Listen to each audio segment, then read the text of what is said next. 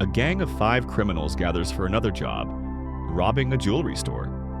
The youngest member of the gang, Zhe, wants to leave his life of crime behind but is forced to agree at the last minute to earn money for his beloved girlfriend Ying-Ying's surgery. However, the heist doesn't go as planned.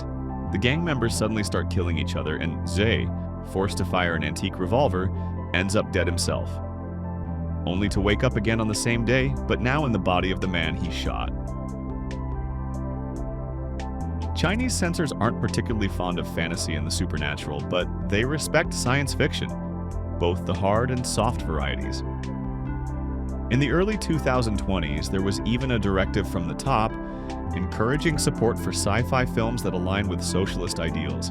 And apparently, Time and Space Redemption is one of the projects that got greenlit thanks to this policy. That said, the plot is far too thin for a feature film. It would have worked better as a short or an episode in an anthology series like The Twilight Zone. The creators chose an unconventional but intriguing premise. Xi finds an antique 6-shot revolver in his girlfriend's attic, a gun with an unexplained ability to transport the shooter into the body of the person they kill. The number of bullets in the cylinder decreases each time, and it's unclear what will happen when they run out.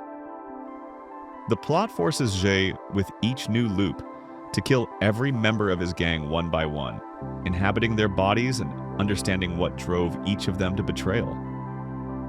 Some are pressured by debt, others are entangled with a femme fatale, but the lesson is the same. While the gang may seem like a band of brothers, nearly every one of them is willing to sacrifice the others for their own gain. The so-called brotherhood means nothing when you're dealing with criminals. This fits perfectly with the Chinese Censorship Committee's policy, which is reluctant to approve films centered on criminals, especially since the writers cap it all off with a signature twist.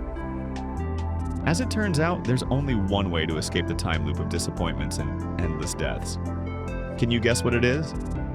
That's right, just call the police and they'll swiftly sort everything out. Jailing who needs to be jailed, fining who needs to be fined, and treating who needs to be treated. All in all, Time and Space Redemption isn't a bad movie. It has originality and a compelling idea about the unknowability of the human soul, reminding us that even the closest people can harbor unexpected motives.